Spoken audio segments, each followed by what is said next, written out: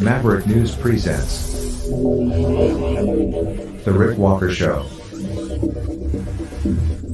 Defrag your mind.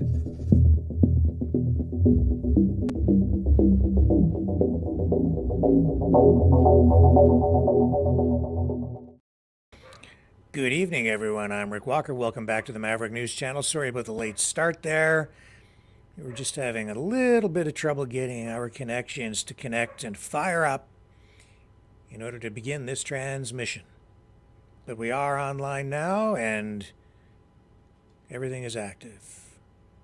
Much to cover tonight. Wildfires in Texas, over 500,000 acres burned. Serious problems down there, many homes lost.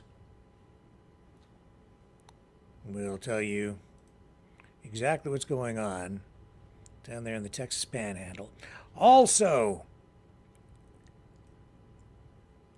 Chinese influence, Chinese tentacles coming into Canada. Today in Ottawa, the federal health minister tabled documents to a committee to, I guess, provide some degree of transparency into the firing of two scientists who were working at a Winnipeg lab and seem to have had some inappropriate connections to foreign countries, namely China, possibly Russia, according to the health minister today in Ottawa. We'll dig into that story as well. Plus, still in Canada, Trudeau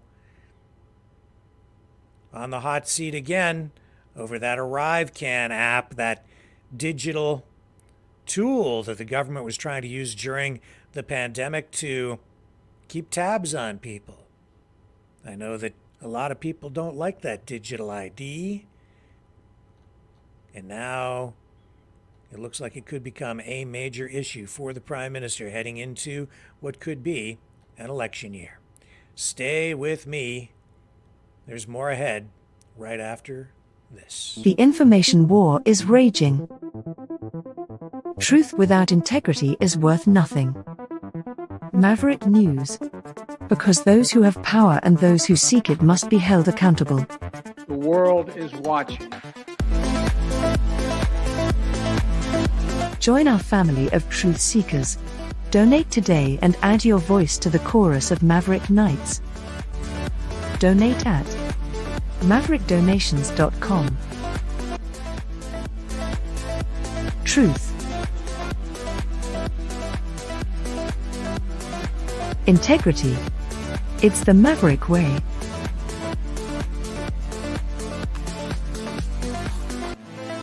Maverick News. The world is watching.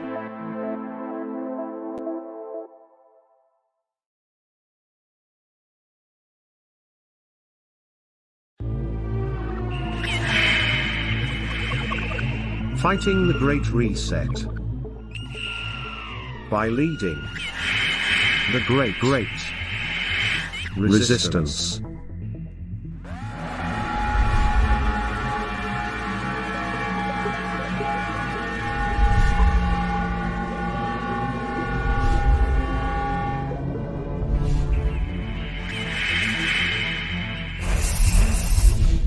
Maverick News.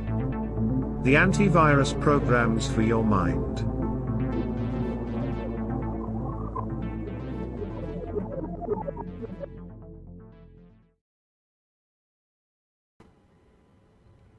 Okay, let's start with these wildfires out in Texas. So what do we know tonight? We know that the number of acres burned, the assessment there has been adjusted. We are told tonight, after speaking with officials down in Texas, that 500,000 acres is now being destroyed in these wildfires. The worst one, according to the notes I was able to take here, is in Smokehouse Creek in Hutchinson County. It is out of control with zero containment at this point, at last word. The last information I was able to get, strong winds are causing big problems down there. It's resulting in these wildfires spreading. Video of extreme damage. We can bring you some of this footage here.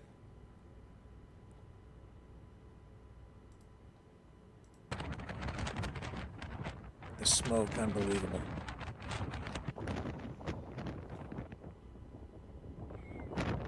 Seen a lot of footage too of animals running, horses, cattle, as these wildfires continue to burn out of control and spread.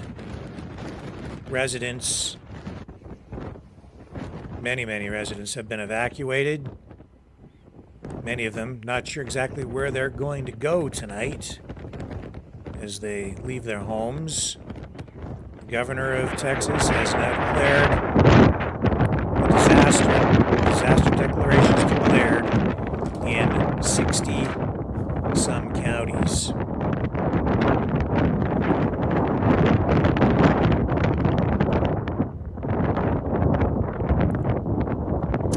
Out in Western Canada, of course, in the last couple of weeks, we've seen officials talking about an early start to the wildfire season expected after a record wildfire season last year. The smoke from the wildfires last year, of course, in Western Canada and even in the Quebec area, drifted very far south, even into the United States, affecting places as far away as New York City. And even here where I live, we saw smoke last year. The causes of these wildfires, not exactly certain at this point, the ones in Texas. It looks like it will take investigators a day or two at least before they can get into some of these areas to assess what has happened down there. More footage here from the Texas Panhandle. Some of the worst fires reported somewhere just north of Amarillo.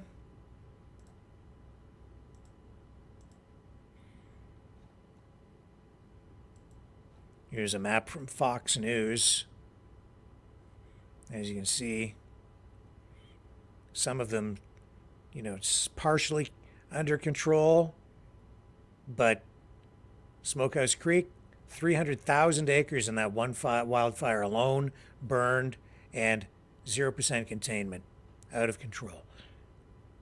Magenta, 10% contained, 2,000 acres burned, 40,000 acres burned, and in Windy Deuce, 20% of it contained. 687 Reamer, 0% contained, 2,000 acres burned, and Grapevine Creek, 60% contained, 30,000 acres burned. And other areas involved as well. And now, as I say, the government updating the damage estimate, saying that 500,000 acres in total have now been destroyed. We'll go to the White House. We'll get this update now from the press secretary who's going to address this issue. Hang on, bringing it up. Karine Jean-Pierre coming up live to tape. Here we go. Here she is. Good afternoon, everyone. Hi, hello, thanks, Weijia. All right, a couple of things at the top before we get going. The president has been receiving updates on the wildfires that have already scorched over 500,000 acres across the Texas Panhandle. We are grateful for the brave firefighters and first responders who are working to protect people and save lives. And we urge everyone in the affected area to remain vigilant and heed the warnings of local officials, especially those who have been ordered to evacuate. White House and federal officials are in close contact with state and local officials on the front lines of these fires, and FEMA and the U.S. Forest Service are providing assistance to the state. Specifically, FEMA has issued 2 fire management assistant grants to support Texas and 1 grant for Oklahoma. The National Interagency Fire Center and the U.S. Forest Service are also providing firefighting assistance, including tanker planes. As always, we stand ready to provide further support as needed. And tomorrow, following Secretary Becerra's trip to Alabama, the White House Gender Policy Council and Office of Public Engagement will host a listening session on the importance of access to IVF following a devastating Alabama Supreme Court decision. The Biden-Harris administration will continue to speak out against this. Okay. And we will continue to follow the wildfire story for you through the night and into tomorrow, beyond as well, I expect. Unlikely those wildfires will be extinguished anytime soon.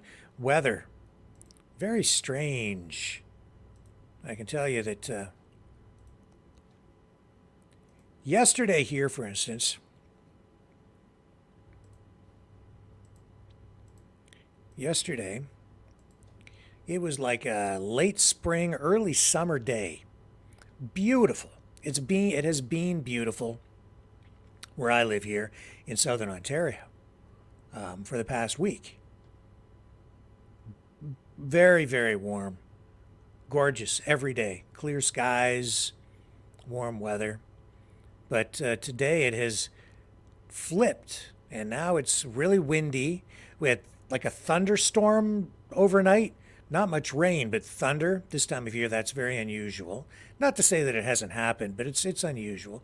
A lot of thunder overnight, some lightning. Normally this time of year, you would be more likely to get snow instead of a thunderstorm, but we got a thunderstorm. And then today, cold. Very, very windy, and now it is starting to snow. And in some parts of Ontario, we're getting some pretty serious snow. Here's Weldon, Barry, Longman, talking about the weather where he lives. Wow. What a beautiful day. If you are an Eskimo or a polar bear, I'm almost complete whiteout up here. And Wasaga, only 2 hours to go. Where am I? Waverly. Wow. And I drove all the way up here for $200. Yeah, my customer was extremely cheap, and when the park broke down, he didn't feel like he was responsible for it. I'm not going to go into details. But I told him, you owe me $600.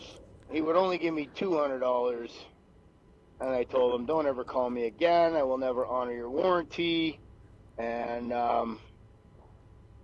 yeah. Why do people got to get like that? You know, he's telling me he's old, he's on a pension, he makes no money, but he just moved into a house. Brand new construction. He's like, yeah, you don't know I got a $2 million mortgage. How do you know? How do you know? I don't know if you can tell, but he's a See what happens when the weather turns sour? It makes people. Makes Weldon grumpy. Cheap.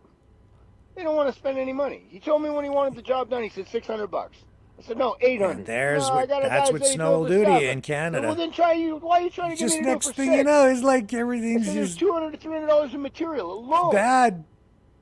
World is I should have walked away. I should have never done the job. But yeah, anyways. well, you know, plus when you drive all the way up there in the snow. Coming back, I guess, because I was too stupid and I shouldn't have done the fucking job. Oh, sorry about the language. Now I'm folks. stuck Didn't in know this. that was going and to come. It cost me $200 just in fuel today to go up there. Yep. And $200 for a control board. Oh, all of the job I got $700 for, which took me 16 hours and 6 hours travel and $200 in fuel and a $200 board, which means I made about $8 an hour. And he's like, yeah, but I got more work for you. I'll give you more work. I said, 0 times 0 is still 0. That's I math. almost told. I told him take the $200 That's videos and that's stick it up your quantum fucking physics. ass. And oh no, don't be like that. I said No. no, you don't fucking be like that. Ooh, I said, sorry about the language. Anyways, try not to be negative. I did the job. I should have walked away when I got there. I looked at it. It wasn't an easy job. He made it sound like it was a couple hours work, which, anyways, if you're really good, I can do a heat pump in about 4 hours. This took me like 12, 15 hours. It was a long day. And plus driving, plus gas, you know. Anyways, And snow. I don't mind driving in this weather. It's just going to take extra long to get home. Maybe I will use more in fuel, less in fuel. I don't know. But anyways, stay off the roads today. And oh yeah, it was nice when I left, so I didn't even bring a coat today. Yeah, So weird weather. I'm wearing a shirt and a cowboy hat. So it's a good thing I'm used to the cold. And He is indeed. what else? He doesn't Stay usually wear warm. too much, as you know. Have a good day. All right. And that's Weldon's weather report. Oh, that was actually kind of humorous. Although I feel for you, Weldon. I feel for you. It's a long way to drive and not make any money, especially when you have to drive through the snow. That really is kind of a bummer. But that is life in Canada in late February, going into March. We're not out of the woods yet, folks. Could have a lot more snow ahead of us yet. I've seen snow all the way up into, as I'm sure you all have, second week of April. Major snowstorms I've seen first week of April. So don't put the snow shovels away yet. If you aren't already getting a blast of winter weather tonight, you might get hit at some point over the next day. The weather has turned cold again. Old Man Winter rearing his grumpy old head once more. I will be back on the other side. Feel the vibrations.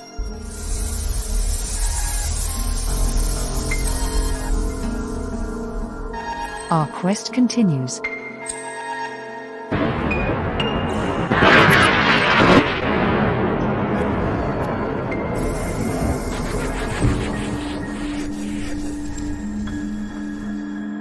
The truth is out there.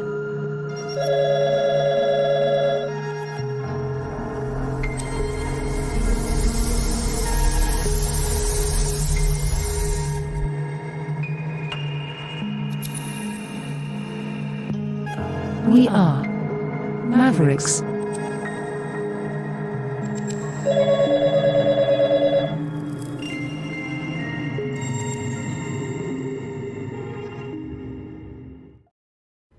I'm back, and I can tell you, just received a note that the number of acres assessed as burned in Texas is now being updated again to 850,000 acres. Just a few hours ago, it was 250,000. Then, just before coming to air tonight, it was 500,000. Now updated again to 850,000 acres. And out of that 850,000 acres, we're told only 3% of the fires are contained. It has become already, tonight, the second largest wildfire in Texas history. 60 counties are now under a disaster declaration. The governor is urging Texans to limit activities that could create sparks and is urging people to take precautions tonight to keep loved ones safe. If not evacuated, people are being advised to shelter in place. Strong winds causing real problems down there, carrying sparks, ash from these fires,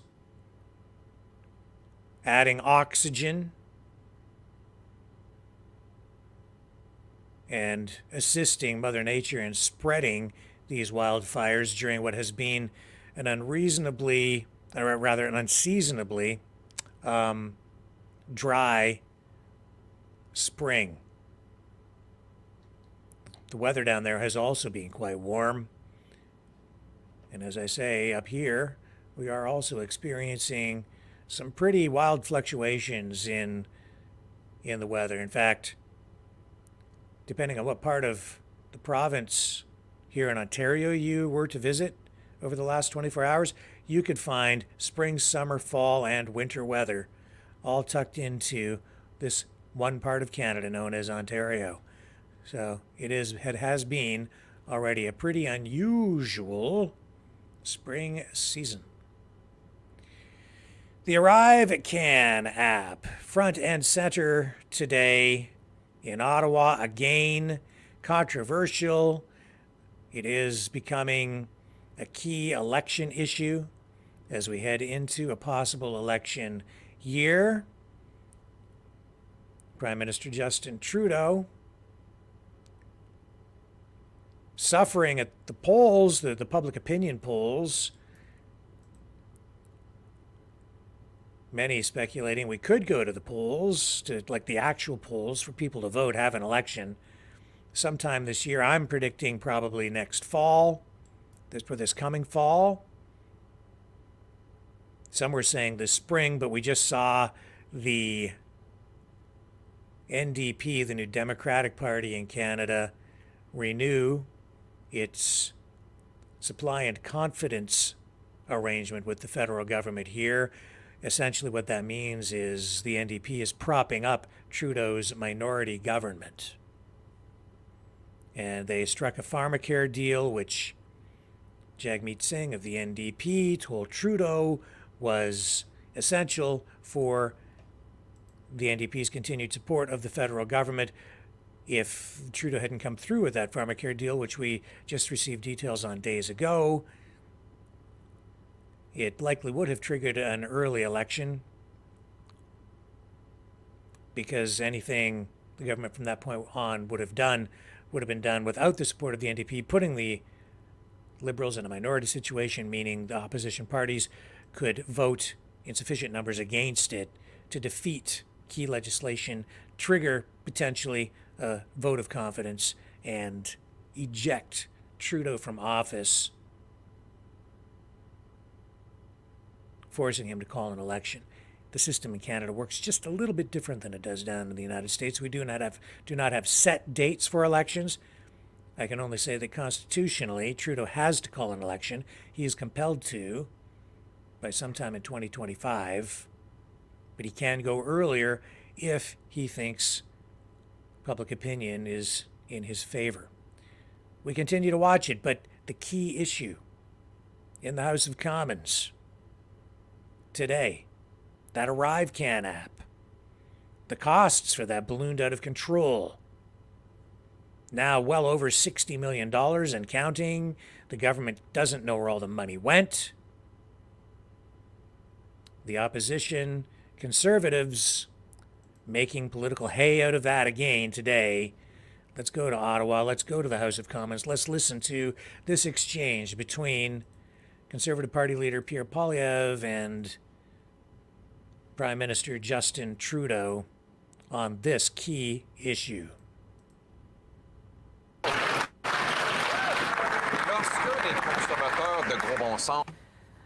When the common sense Conservatives fight to fix the budget, stop the crime, and everything else we're doing, this government just continues with its corruption. We have learned that the RCMP is investigating a Arrive scam. The police force has revealed that the Liberals stopped the police from accessing documents in the SNC-Lavalin affair. Will this government waive cabinet confidentiality so that the police can get all the facts it needs for this criminal inquiry? The Right Honourable Prime Minister. Mr. Speaker, this situation is unacceptable, and that's why the authorities are closely examining this procurement process. Anyone who took advantage of our COVID approach to save Canadians should face the consequences. If they abuse the system, there will be consequences based on what the authorities find. The Honourable Leader of the Opposition. That is a non-answer, and it shows once again that this Prime Minister is not worth the cost, or the corruption. The question was whether he would allow the RCMP to see cabinet documents. We know that during the other criminal inquiry on one of this Liberal Prime Minister's scandal, he prevented the police from seeing all the documents. I'm speaking about the SNC-Lavalin scandal. Once again, if he really has nothing to hide, will he give all documents, including cabinet documents, to the police? The Right Honourable Prime Minister. Mr. Speaker, we can see how much this opposition leader loves personal attacks when he dredges up issues that were completely settled 4 years ago. We take the ArriveCan issue very seriously. That is why the authorities are carrying out responsible inquiries, and there will be consequences for anyone who took advantage of a situation where we are all trying to help Canadians through a global pandemic. Chef de l'opposition. While common sense conservatives fight to axe the tax, build the homes, fix the budget, and stop the crime, this Prime Minister is not worth the cost or corruption. We found yesterday that his government is under RCMP investigation again, this time for a Rive scam. The commissioner of the RCMP revealed, however, that the last time they were investigating him for criminal activity, he blocked them in the SNC-Lavalin affair from getting cabinet documents. So will he lift cabinet confidentiality and hand over all the documents to the police so that they can investigate any of his potential crimes? The Right Honourable Prime Minister. Mr. Speaker, the situation around ArriveCan is obviously unacceptable, which is why authorities are looking into this procurement process. And anyone who took advantage of everything we were doing to try and keep people safe during COVID to get rich will face consequences. That's the way our system works. The Honourable Leader of the Opposition. But that's not the way the system has worked since he took office 8 years ago. According to the RCMP Commissioner, he not only refused to be questioned in the SNC-Lavalin criminal investigation and in the Aga Khan Billionaire Island investigation, but he blocked key cabinet documents from being included in those investigations. We now know that an app that was supposed to cost $80,000 went up to $60 million after the NDP helpfully voted for those extra funds. We don't know who criminally benefited from that. So once again, will the Prime Minister waive cabinet confidentiality, turn over all the documents, yes or no? The Right Honourable Prime Minister.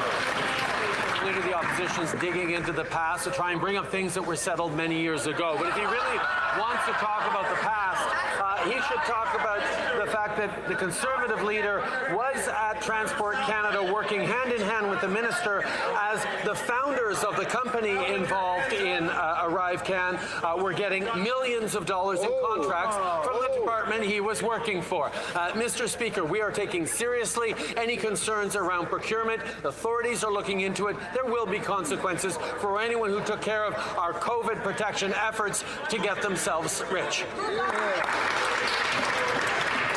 The Honourable Leader of the Opposition. That answer proves again that he's not worth the cost or the corruption. We know that after 8 years of this Prime Minister, the cost of everything has gone up, in part because he's given away money for nothing. In a Rive scam, an app that was supposed to cost $80,000 was actually how much? $60 million at least, and counting, because the Auditor General says she doesn't have the documentation to do the full calculation. Today, though, we have a common sense conservative motion that will require the Prime Minister release the full cost of the app and recover the money for Canadians within the next 100 days. Will he vote for that common sense motion?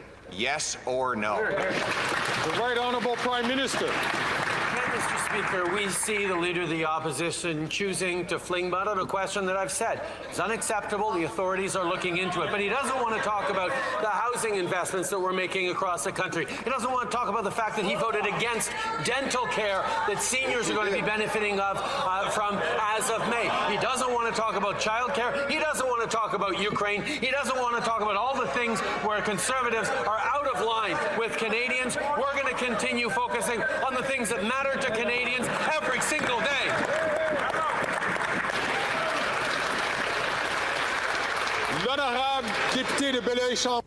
The Honourable Member for Belleuil. All right, there's that exchange. that issue. That issue we're going to hear a lot more about over the next year. Keep your eyes on that one. What else do we have for you tonight? A Windsor police officer has lost his appeal after being convicted on a charge related to donating to the Freedom Convoy. The officer's name, Constable Michael Briscoe.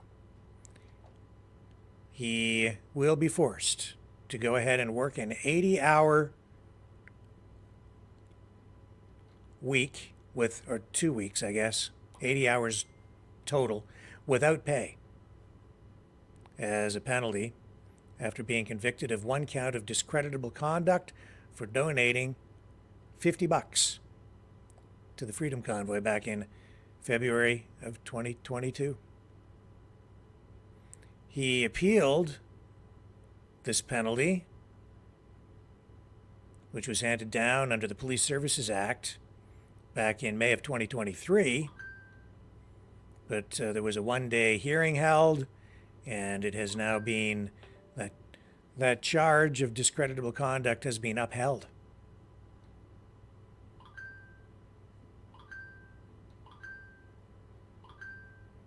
All of this, as you may recall, happened because the Give Send Go for the truckers was hacked.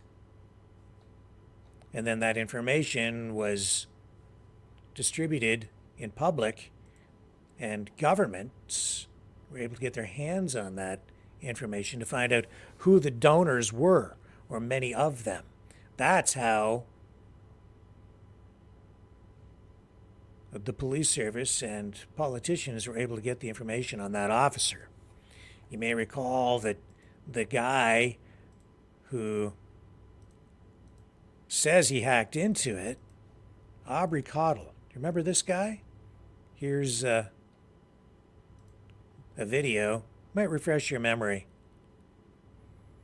I have real issues with this whole thing, but here's Aubrey Cottle.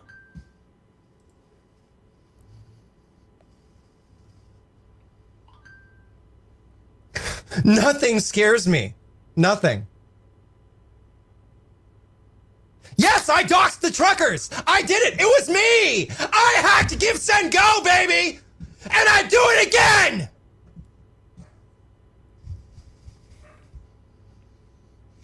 I do it 100 times.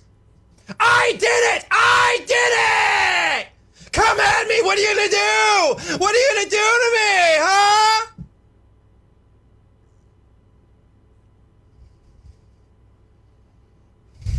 I hacked Epic Hosting! I hacked Parler! I hacked Gab!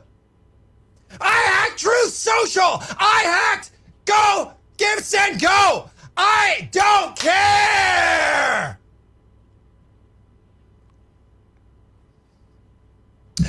You can literally put my name into the news tab on Google, and you can find everything I've done! I am literally in every mainstream media publication for the things that I do. I'm not an unknown actor. I'm literally a famous fucking cyber terrorist. And you think that you can scare me?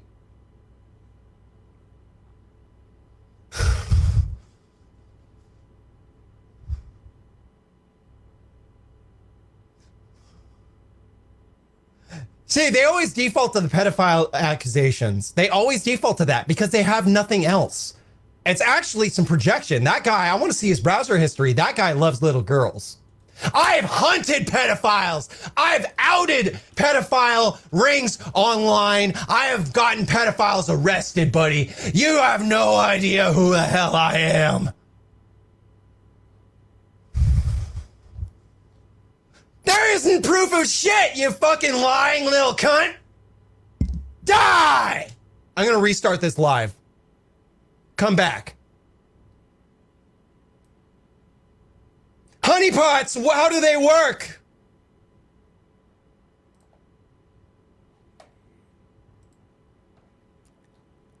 I don't know. Oh. Nice hair.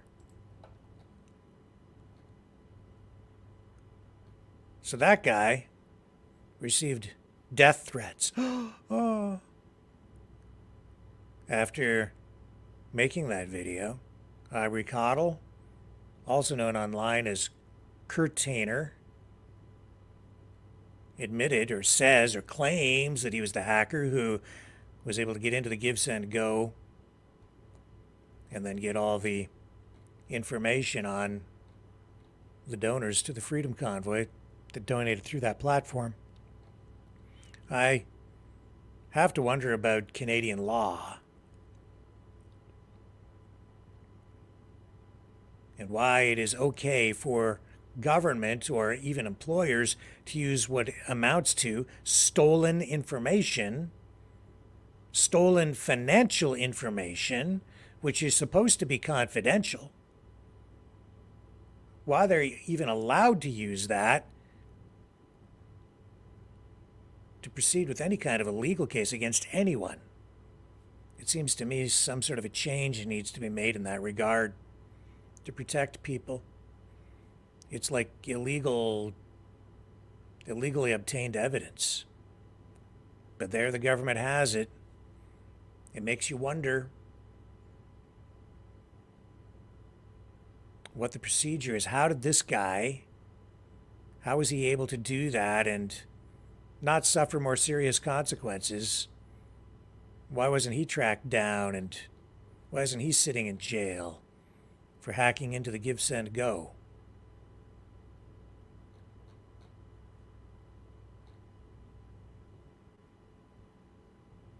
Over 90,000 donations made, revealed in the data that he released the information.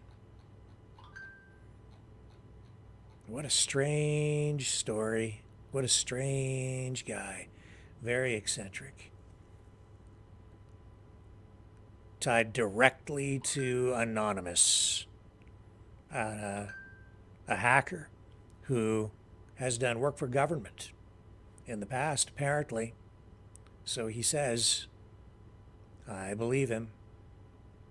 I have no reason to doubt it. I know that he is part of a hacking network. And now that police officer, supportive of the Freedom Convoy, paying the price. 80 hours work, no pay. That will be the punishment. He'll get through, but all that for $50. A $50 donation to a political cause that the employer deemed to be inappropriate, I guess, possibly because of the use or the invocation at the time of the Emergencies Act, which has since been deemed unconstitutional in the way that it was used by Justin Trudeau. That case will be appealed. I think the recent court ruling saying that it was unconstitutional will stand up.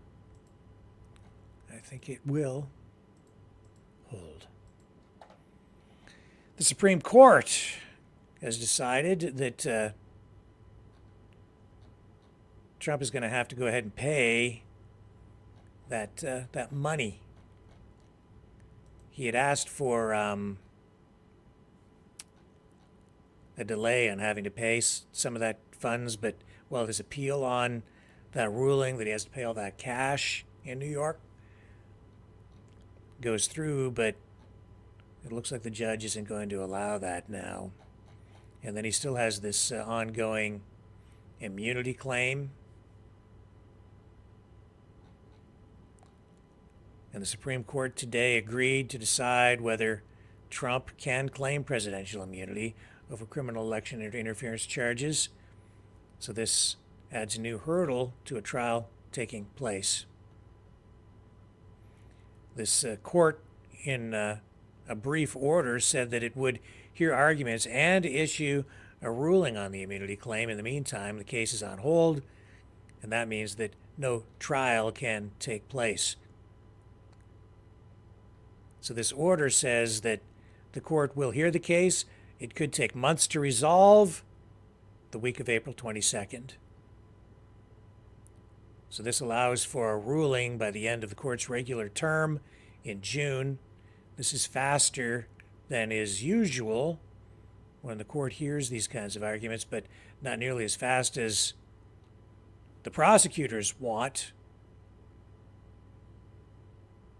So the question is whether and if and to what extent does a former president have immunity from criminal prosecution for conduct that is alleged to involve official acts during his time in office.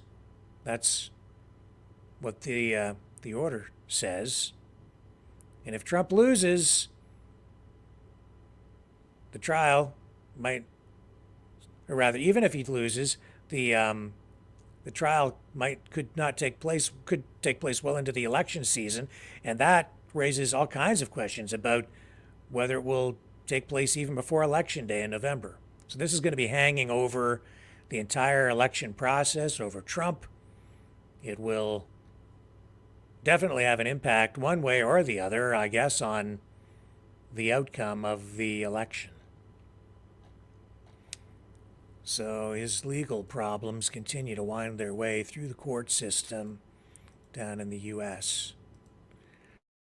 We also have tonight for you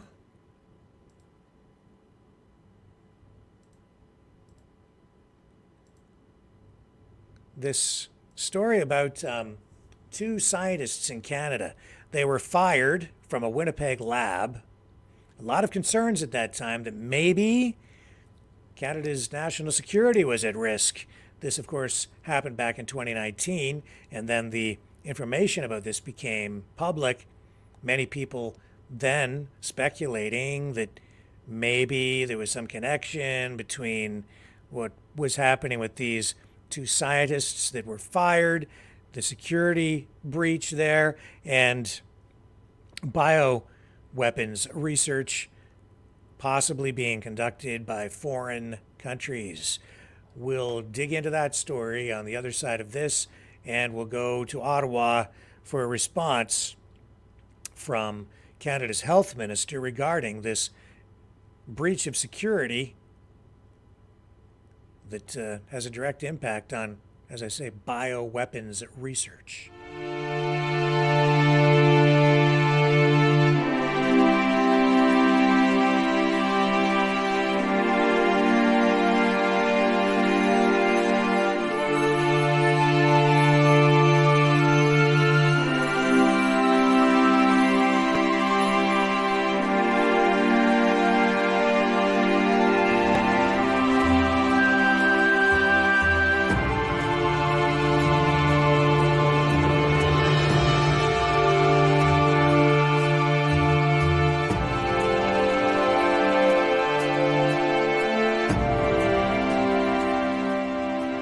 Maverick News. The world is watching.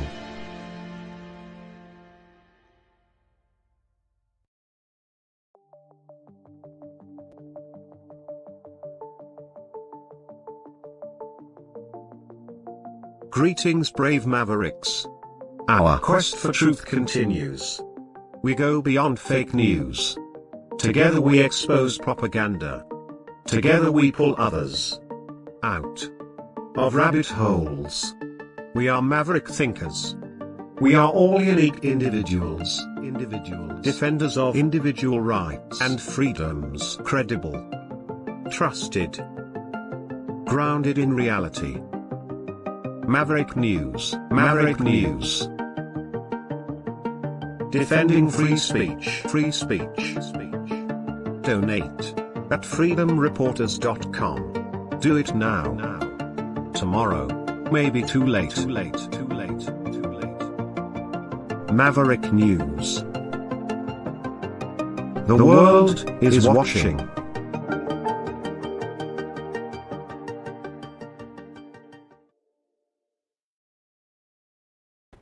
All right, so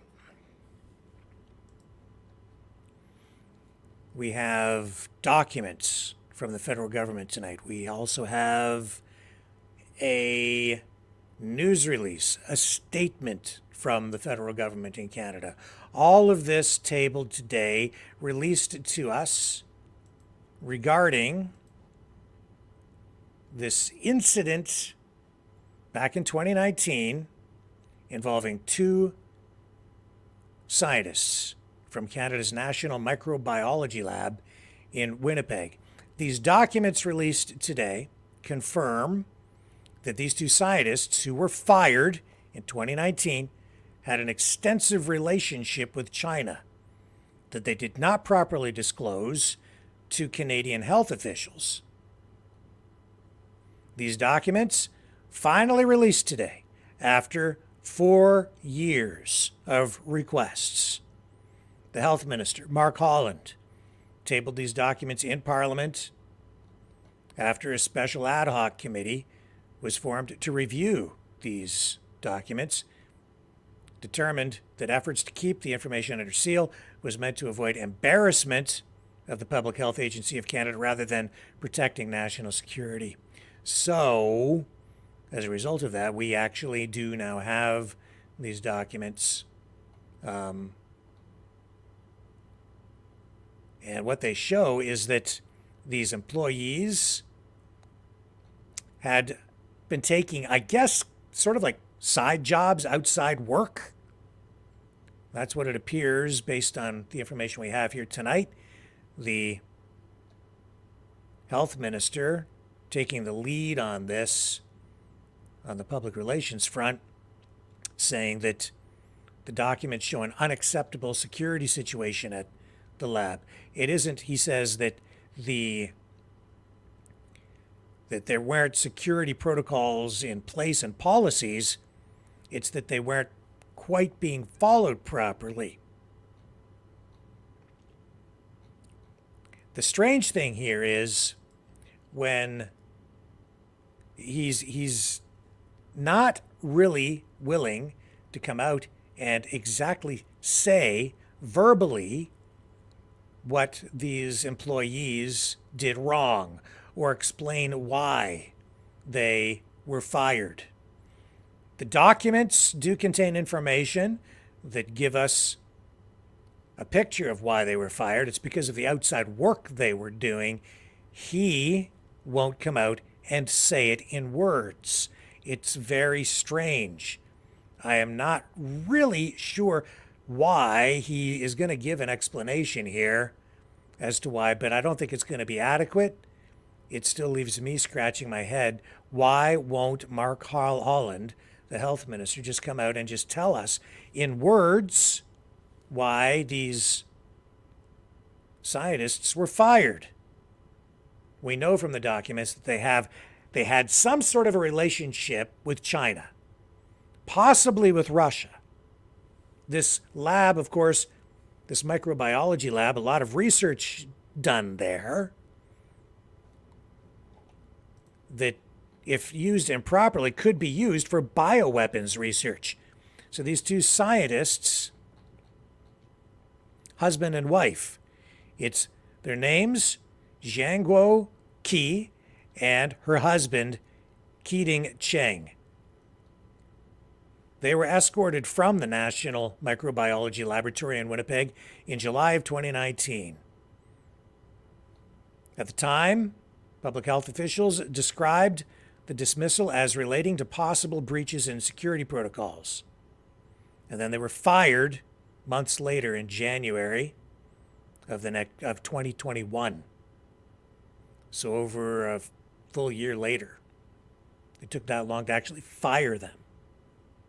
Winnipeg's lab is the only level 4 laboratory in Canada designed to deal safely with deadly contagious germs. Things like the Ebola virus. So Cheng was accused of violating safety and security policies. Apparently, because of inviting restricted visitors into the lab, sometimes unaccompanied. And then there are allegations that materials might have been removed from the lab.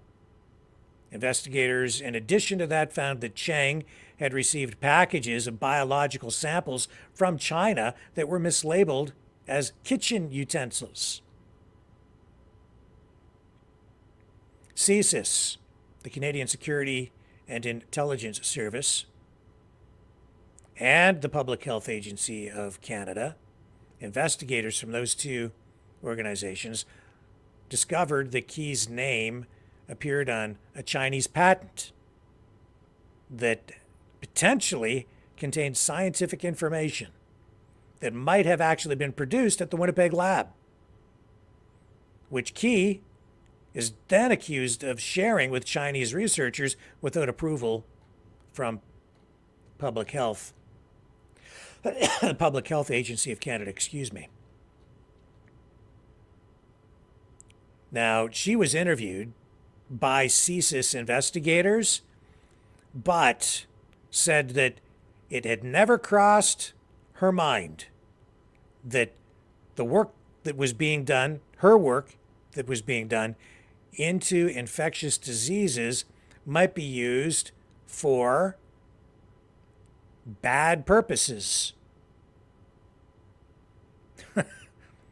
Never occurred to her that the work she was doing could be used by someone or a government to produce biological weapons.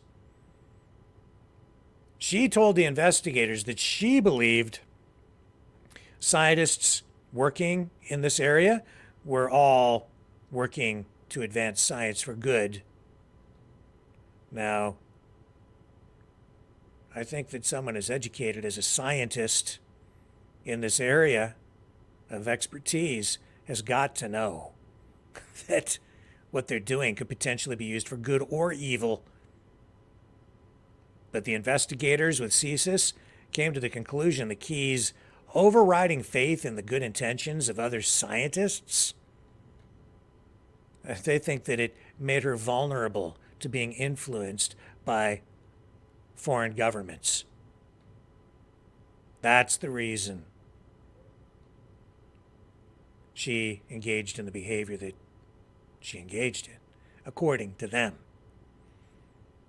So the investigators continue to dig into this, and it looks like they see connections, potentially strong connections, between what was going on in Winnipeg and China. The health minister now weighing in on this today, responding to the requests for those documents, tabling them, and now meeting with reporters. Let's go to Ottawa for Mark Holland's comments. We have copies of the documents with those redactions removed, and I'm prepared to take your questions. Why were those scientists fired? So I think I'm not going to get into sort of the operational aspects. What I will, well, because I both wasn't there. The government has hid for years, taken the House to court over, overly redacted over, and is now doing less redactions because they were called out. So I disagree. Can you please just answer the question? So first of all, I disagree. I would say that in respect to the administration of any element of government, it's extremely important for the government not to be involved in making decisions of the administration of the public service. So it would be totally inappropriate for me to tell the public service who to hire, who to fire, or even why.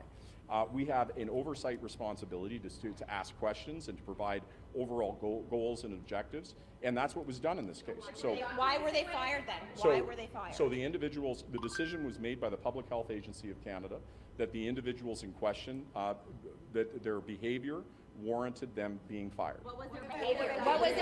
What was their behavior? Well, look, I think that it became clear that they weren't disclosing information, they weren't disclosing relationships, that the nature of other work that they were conducting wasn't being disclosed. Which was what? Working with China? Well, I would leave you to the documents. We don't have the documents. Well, you do now. Say in the documents why they were fired and what the concerns were. Yes. Going to be clear in this information. It's explicit in the documents. Okay, well, I'm not here to give you a blow by blow. In about 2 to 3 hours. You're speaking well, they're to available right now. Well, so first of all, you will be given an electronic copy, or if you want a physical copy. We have not yet been. Can you please?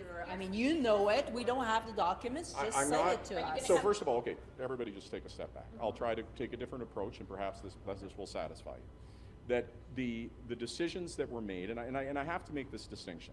The Public Health Agency of Canada operates at an arm's length and appropriately, and particularly when we're dealing with national security and when we're dealing with the security of labs or with employees and employee information. It is very clear when you read the documents that the employees in question were involved in a variety of different scientific enterprises that were not disclosed, information was not given, and that they had relationships that they didn't provide information about. And those relationships, the relationships that they had included concerns that there may be connection to their involvement with China, as an example. Are you concerned that China was interfering and trying to get information, delicate information, from Canada's National Microbiology Lab? Well, I'm absolutely certain, and you will see it from the documents, that no sensitive information left the labs. And what I also am certain of, and I wouldn't have been certain of this in 2019, and neither would the Public Health Agency of Canada, that the lengths to which China was willing to go and is willing to go in a contemporary context to influence science and obtain information is deeply disturbing. And yes, China is, by all evidence, trying to interfere in our domestic circumstance. The same could be said of Russia, and that the question of foreign interference now is a very real one, in a way that in 2019 it simply wasn't. Well, the two Michaels were into the two Michaels. Let me go to somebody who. Maybe I can just ask something a little more general, and then I would like to hear my colleagues sort of press further. There's a lot of documents, I understand, that are being released right now. What sorts of things might Canadians see in them? Can you tell us, what are we going to learn new? We're going to learn about how the individuals were fired. We're going to learn about Chinese interference, or is there some other stuff? Can you give us some high level? What's new today? At a high level, what you're going to see is two employees who were not disclosing. I mean, they were eminent scientists, people with very respected backgrounds and very respected scientific work, who were undertaking work that they were not disclosing, and were not making public health agency work. This was work related to a number of different scientific endeavors. The Chinese military? Nothing like not working with the Chinese. Why leave it vague? Well, because I don't look. Because one of the things is, and I hopefully will appreciate this, is that there is a lot of very precise information in the documents, and I don't want to misrepresent it. But you read it, and we have. And you're yes, speaking and so to I'm us before speaking we to have the opportunity to and read so it. and I will disclose return it. after you've had an opportunity to read it for you to be able to ask direct and precise questions. I don't want to mischaracterize the nature of their work, right? I mean, we are talking about employees who were let go. This is human resources issues. We're into disclosing. Normally, we wouldn't do this. We wouldn't disclose the names of people. We wouldn't disclose the work. We wouldn't disclose the nature of why somebody was fired. I worked at Heart and Stroke. Many times when people were let go, you're not able to talk about the reasons they're let go because of transparency. No, but that's the reason why. This is the reason. That's exactly why. No, first of all, so there's two different parts there. The reason why this is different is because of national security and the need for transparency, and that's why this is different, and that's why we're behaving differently. So but understand this. Why did it take 4 years to get to this point? In the principal point, because there was a process at the moment in which there was a dispute about releasing documentations. Remember that redactions are conducted by the public service, and it should not be interfered with politically. Parliament rightfully said that they wanted to see the documents, and then rightfully had questions about whether or not the unredacted documents should be made public. I do, yes. I want to know about this. Are there now questions we're going to learn about the competency of the agency you now are in charge of, PHAC, that what's been unredacted is going to embarrass the heck out of how PHAC let barn doors open and everything? No, I don't think. I think there was. I do think there was a lax adherence to security protocols. I think that there was an inadequate understanding of the threat of foreign interference. I believe that an earnest effort was made to adhere to those policies, but not with the rigor that was required. And I do not believe, I'm not going to sit here and say anything other than the public health in the utmost professionalism. And that unfortunately, that there were employees who were dishonest about some of their engagements. Those engagements at no time led to sensitive information leaving the country or to things that would elevate to the level of me saying that we should get into any sort of state other than saying in 2019 things should have been done better and now are. Can you tell us how many pages? Sorry, I'm going to go here and then I'll come You're back. talking about lax adherence. I mean, people let PRC nationals into the lab. Who authorized this? Well, I think that the question at the time was these were eminent scientists whose research and work was well known. They were leaders in their field, some of the brightest scientists that were known. And I think in 2019, the extent to which China was attempting to influence the scientific community or to interfere in domestic Canadian affairs was not known to the extent it was today. You were already in prison at that time. Yes. So and I'm sorry, how is it that the threat of China was not known? Well, I think the dimension at that point in time wasn't around are they trying to inject themselves into domestic processes and into our science. I think that and it wasn't that there weren't protocols in place. There were policies and protocols, but that's precisely the problem. And I think no one else being fired then. Well, I think that and I would invite you to look at the documents I have, and I can tell you that in my read of the documents. And I think back to 2019, that there was the lax adherence was concerning, but that it was on the aggregate, when you take a look at it, professionals who, yes, could have and should have done better, but I don't think it rises to the point of firing them. Are you confident? Are you confident? You don't think that hiring two scientists who have now been fired because they were possibly trying to sell Canadian secrets to China is too lax to First of all, recall you're making a firing? you're jumping in logic that they tried to sell secrets to China. There's no evidence of that. That's the first point. But did they The just second give the point, secrets to China? no, there's no evidence of that either. The second point is that I am not. What I am saying is that before again, I would invite you to read the documents, but that if we're in a circumstance and we're talking about the administration of the Public Health Agency of Canada, they engaged in hiring people who were eminent scientists, who were leaders in their field, who had outstanding reputations. Who are also working with China. No, there's the concern. The concern is the relationship that they had with Chinese science, Chinese businesses that they did not disclose and was not known to Public Health Agency at that time. That is a material. That material has been disclosed about any of the other employees. Well, because I think that the rigor that at that moment in time, when you have a leading eminent scientist in the field of in the field of life sciences, who have extremely strong reputations and are well documented in North America in terms of the quality of their research and work, that in the past, thinking that such an individual would be lying about sharing information or doing something, wasn't the clear and wasn't at that moment at the level High of secure lab in the country. No, absolutely, and there were, and that's why we had those with policies. this naive assessment that everybody's just in No, it for I don't the think information. I don't think that's and the that's case. okay. I don't understand how nobody else is being held accountable. You're saying this is PHAC's fault, and you're telling us that the people at PHAC who are now at ESDC and other places in government hold no accountability, have no punishment, have no consequences. Look, at no time, what I'm saying is, and let's go back first, because I think it's important to ring fence what we're talking about. At no time did national secrets or did information that threatened the security of Canada leave or enter the lab. So I think that it's important to note that the security lapses that occurred, while unacceptable. But did it threaten human health? Yeah, I think that the answer to my view is that we are facing an emergent threat, not only in China, but in Russia, where foreign actors are willing to do things and cross boundaries that we previously would not have imagined.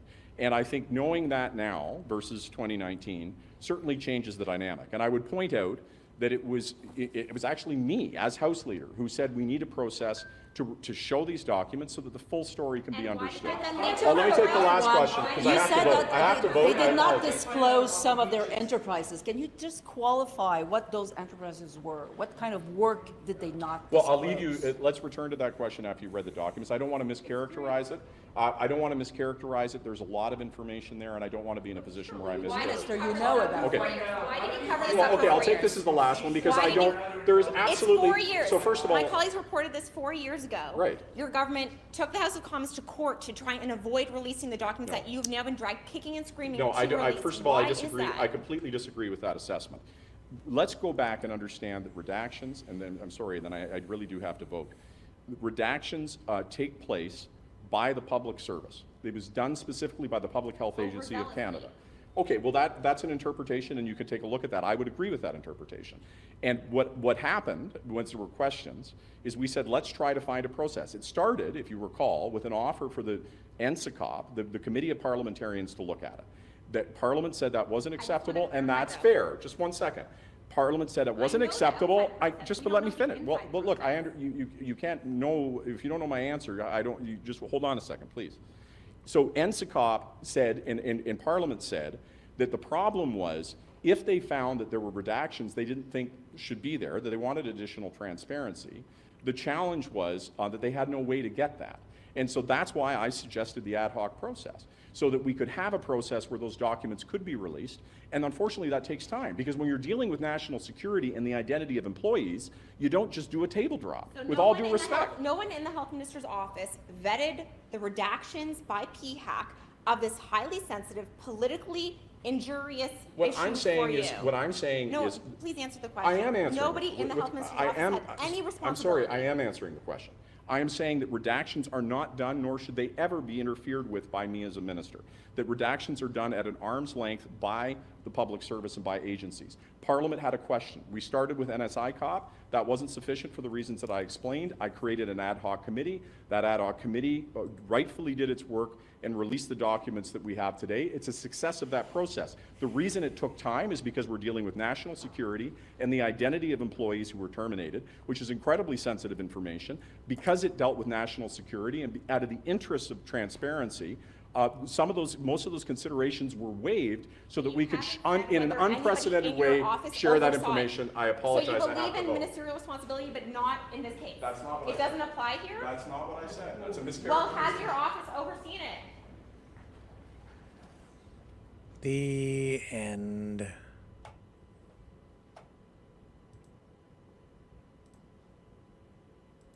Very interesting.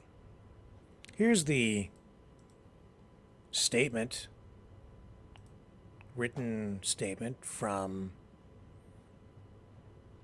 the Public Health Agency of Canada on the ad hoc committee tabling. So we have that this evening. Really nothing else in here, I don't think, that we haven't already covered in our story here tonight. This is one of the documents that we have. It says here, as a federally regulated institution, PHAC complies with biosecurity regulations, the Human Pathogens and Toxins Act, and the Transportation of Dangerous Goods Program, and works closely with regulatory bodies to ensure ongoing compliance. These processes continue to be effective and have not required any significant change. In other words, they already had the rules in place. They just weren't being followed properly. It took them over a year to fire those 2 employees. It seems to me it's because they're dealing with a very sensitive human resources issue. My guess is, and it's not really so much a guess as an assessment of the information at hand and what we just heard, it's that the government is dealing with a serious human resources issue and a potential national security risk, but the real issue is more about the outside work these scientists apparently were doing, and possible breaches in security as they brought people into the lab. Those are the main concerns, at least according to what I heard from the public health minister. We certainly haven't heard the last of this. Pretty concerning, especially after coming through a pandemic like we just did. Time to tighten things up just a little bit. We're going to go to the phones when we come back on the other side of this. The information war is raging. Truth without integrity is worth nothing. Maverick News. Because those who have power and those who seek it must be held accountable. The world is watching. Join our family of truth seekers. Donate today and add your voice to the chorus of Maverick Knights. Donate at maverickdonations.com. Truth. Integrity. It's the Maverick way.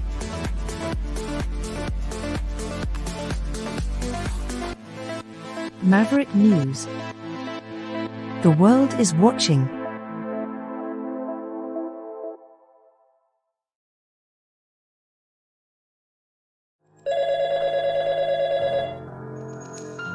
Feel the vibrations.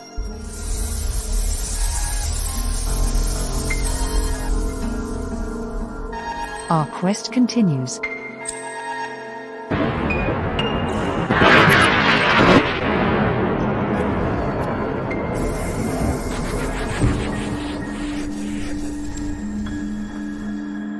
The truth is out there.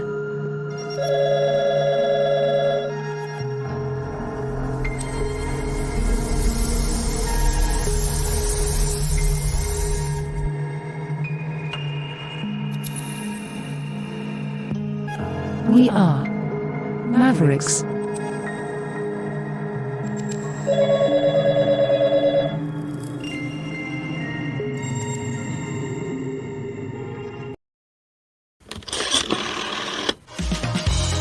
Okay, Mavericks, it's call-in time. Join the conversation.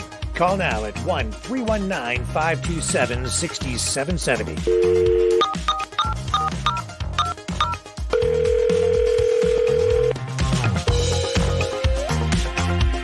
That's 1-319-527-6770.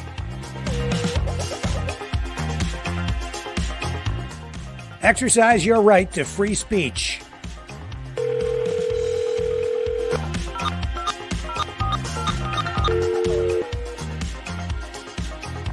Call 1-319-527-6770.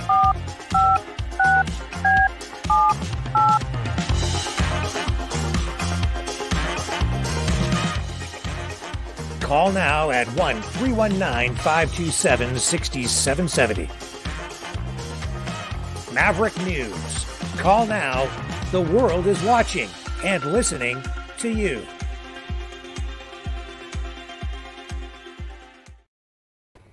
Okay, welcome back, everybody. We are ready to go to the phones. You can join us tonight, live on air, and be heard around the world at 1-319-527-6770. Our new phone system seems to be working pretty well now. I think I've finally figured out how to drive that thing. 1-319-527-6770. 1-319-527-6770. It is time to exercise your right to free speech here on the Maverick News Channel, and we have our first caller of the night. Let's find out who we have on the other end of the line. Go ahead. Who do we have? You're on the air. Woo-wee, Wiki Walker. Hello, sir. Hello? Go ahead. You're on the air. Me. I'm first. All right. Acting like Leo, you know. What's going on with Leo? Not much. Anyways, I talked to him here and there. I was thinking, would you rather Leo give you a sponge bath, or would you give Leo a sponge bath? I pass on that. I ain't giving no guy a sponge bath. Being stupid. Okay, sorry about that, Rick. Sir Johnny, someone's calling me. Pam, there's Pam. You know, hang on, let me turn it up a bit. I've been reading the chats, and a lot of people have health issues, it seems like, Rick. I like to help them, you know. What you are is what you eat. Okay. Can you hear me? I can hear you. I'm just trying to follow the conversation here. We're kind of all over the map, and I'm not sure what the focus is here, John. So can we just kind of get straight to it? What do you want to talk about tonight? Okay, health issues. People on the line here, they seem to have, a lot of people have health issues. What you are is what you eat. Here's some good health tips. Your bloodstream. You know, when you eat foods, you get kind of your arteries get clogged up, right? The best way to unclog your arteries, people, there's 5 foods that unclogs your arteries. They have enzymes in them that will eat away at all the fat in the arteries and everything, so your blood flows good, which makes you feel better. Spinach, kale, number 2, broccoli, anything green is really good for your arteries. Avocado, very good. It's good for cholesterol too, if you got high cholesterol.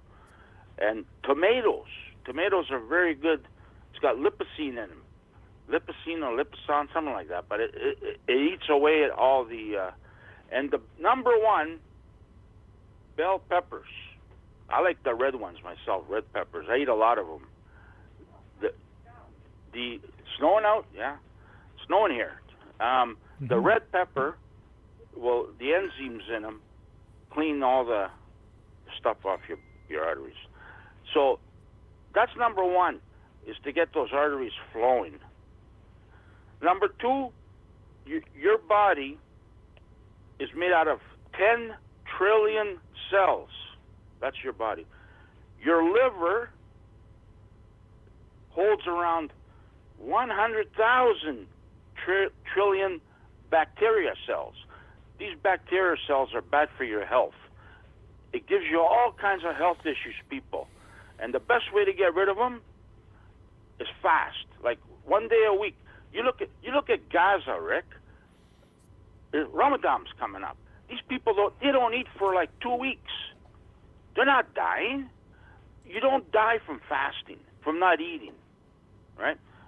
1 day a week, drink a lot of water. John. Yeah. Why are we talking about food? This is kind of going all over the place. Is there a reason for talking about this subject tonight? You know. Well, people online. I'm finding a lot of people have health issues. Okay. And you are what you eat. Yeah. Well. Yeah. Okay. That's very true. I'm just a little confused as to why we're on the subject, but you know, I've been eating kale salad, and I've been getting those kale salad kits for the last while. My mom actually kind of started feeding that stuff to me. It's delicious stuff. These kale salads, and they're really good for you. There's but it no cleans doubt your about arteries that. at the same time, Rick. Yeah. You know, your arteries, you don't get a heart attack. Yeah, well, don't do that. Although I have to say my blood pressure rises here some nights, so. So maybe maybe I better eat a little extra kale and some broccoli. Well, that's the best. Like meats are good. Don't eat nothing burnt. Don't eat burnt toast, Rick. Yeah. You'll get cancer. Burnt meat, nothing burnt. Like I like meat once a week is good. Like steak once a week, chicken once a week, fish once a week. You know, but you eat too much steak, it'll give you. It's not good. It'll give you cancer, and also colon cancer. Don't eat sausages. I've been doing a lot of big study. I'm on a health kick, you know, because what you are is what you eat, and you want to stay healthy, you got to eat right. Are you still taking that Ozempic? Are you still taking that stuff? No. When I found out there was, you know that Gila monster? You know the Gila monster? The giant Gila monster, Australia. the one in the movie. Yeah, it's like a dragon. Yeah, the giant Gila monster from, I think it was the 1950s science fiction horror flick. Did you? Yeah. Have you seen that one? I've seen them pretty well. I've probably seen that one. Yeah, they blew it up though on the TV. Yeah. It made it look like a lot bigger than it. But I seen it at the Toronto Zoo, the Gila monster. These things can go for weeks in the desert with no food or water, right? So they take the venom. They take the venom from the Gila monster, and that's what they put in the Ozempic. So I ain't touching that crap. I'd rather do it naturally. I'm going to start fasting now, once a week. It doesn't hurt. Save money on food. You know, water is the best. You know, I don't eat processed meat. I stopped that a long time ago. I love meat. I have steak a lot, but fried foods, stay away from fried foods. Hot dogs, hamburgers, French fries, cut it out of your diet. That stuff will kill you. It's 7 hours of sleep a day if you can get it. Lately, I've been getting 7 hours of sleep. Vitamins, we don't take enough K2 vitamins. It's called K2, 200 milligrams. We don't have enough vitamin. So you should take that vitamin. Omega-3, everybody should take omega-3 and vitamin D, because that's, you know, very important. So. Yeah, otherwise you might end up looking like that guy there with the giant Gila monster with a bad complexion. Well, that's from Ozempic. Too much Ozempic, that guy. Don't be careful. I got some good pictures of that Gila monster from the zoo, Toronto Zoo. I got some good ones. hey, Rick, this is a funny one. This one's a funny one there, Rick. Today I was watching Gaza.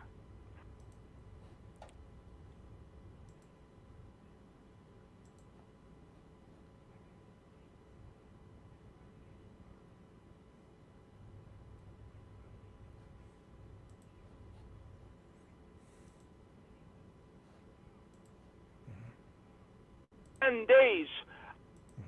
Hope he's safe. Well, his dog, someone probably ate him out there. He's worried about his dog. Well, of course, yeah. You don't let a dog run around in Gaza, man. He'll get eaten up, no problem. People are starving there. Hey, Johnny knows, yes, K2 and V. See that? Someone, who's that? Celtic Love. Yeah. Looks like Celtic Love knows. I'm reading that. Well, So, John, I appreciate the call. Anything else you want to add tonight quickly? By the way, I sent you a box this morning. You should be getting it by Friday. Okay. All right. A surprise package. I'll look forward to that. All right. Thank you, sir. Okay. Have a good night, John. Take care. All right, and you can call in at 1-319-527-6770. That's 1-319-527-6770 and join the conversation. And I will be back shortly. Stay with me.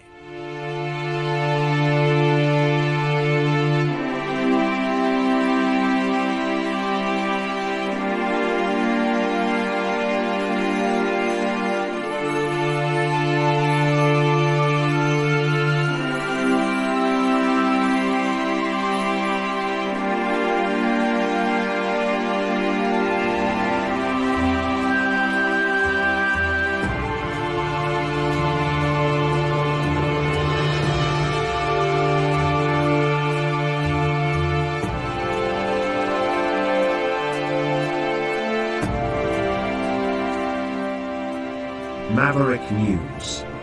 The world is watching.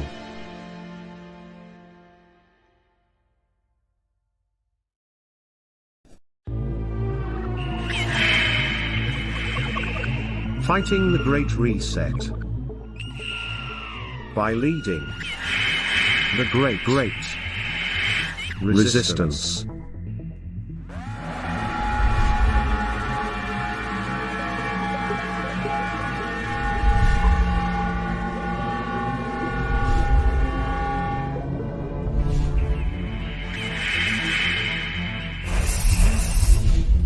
Maverick News.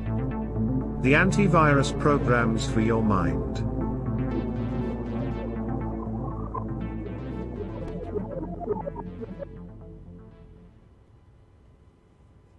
Okay, that gets us to the bottom of the hour, and what we're going to do tonight, let's bring this back over.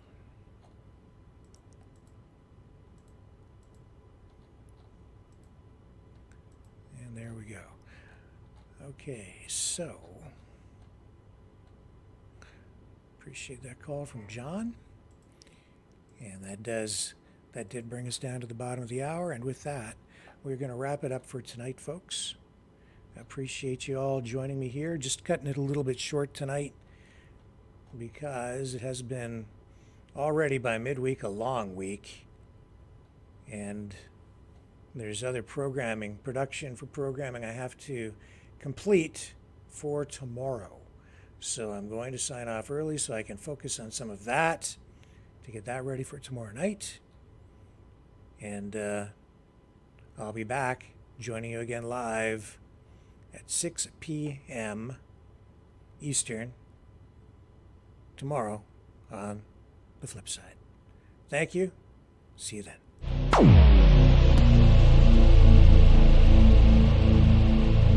This has been a Maverick Multimedia production.